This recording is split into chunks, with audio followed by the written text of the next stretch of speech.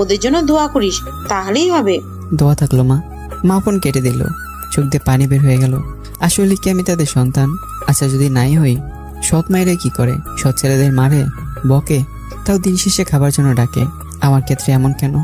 মায়ের মুখে একবার শুনেছিলাম আমি হওয়ার সময় নাকি দাদি মারা গিয়েছিল। তাহলে কি তারা আমাকে কোফা মনে করে? অনেক কাঁদলাম সেদিন। পরদিন কলেজে গেলাম। কিরে রাতে ঘুমাসনি?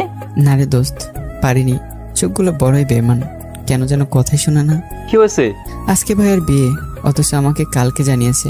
আবার কালকে আমি কেমন আছি এটাও জিজ্ঞেস করেনি। রোজকার ঘটনা বাদ দে, পড়াশোনায় মন দে। প্রতিদিনের মতো ক্লাস করলাম। দেখতে দেখতে আজকে 28 রোজা। বাড়ি যাওয়ার কথা ভাবছি। আজ 1 মাস হলো মা আমাকে ফোন দেয়নি। মনের কষ্টগুলো দিন দিন পাহাড় সমান হচ্ছে। মায়ের ফোনের অপেক্ষায় আছি। রাত 8টায় মা ফোন দিল। আসসালামু আলাইকুম মা। ওয়ালাইকুম আসসালাম। তোমরা কখন আসবে? আমরা আসতে পারবো না, তুই বাড়ি চলে যাস, দারোয়ানকে বলে দিব।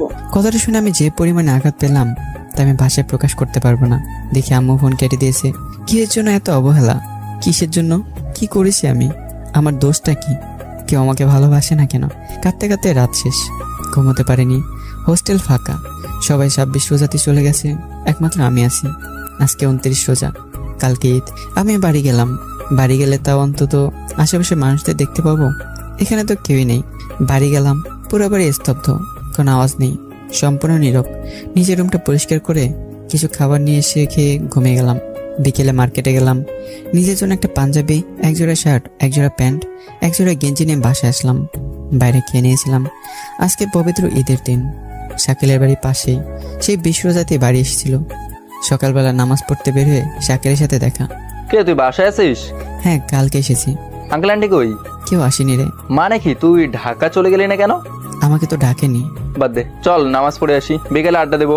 ঈদের নামাজ শেষ করে শাকিল ওদের বাসায় আমায় নিয়ে যেতে চাইলো, কিন্তু ওর মা বাবা যদি জিজ্ঞেস করে আমার মা বাবা কোথায়, আমি কি জবাব দেব? তাই গেলাম না। আজকে হোটেলও বন্ধ, তাই নিজে রান্না করলাম, ভাত আর ডিম।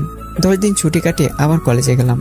আগের মতোই সব চলছিল, শুধু অবহেলাটা আরও বেড়েছে। মামাকে ফোন দেয়নি 1 মাসেরও বেশি সময়। দেখতে দেখতে কুরবানির ঈদও চলে এলো।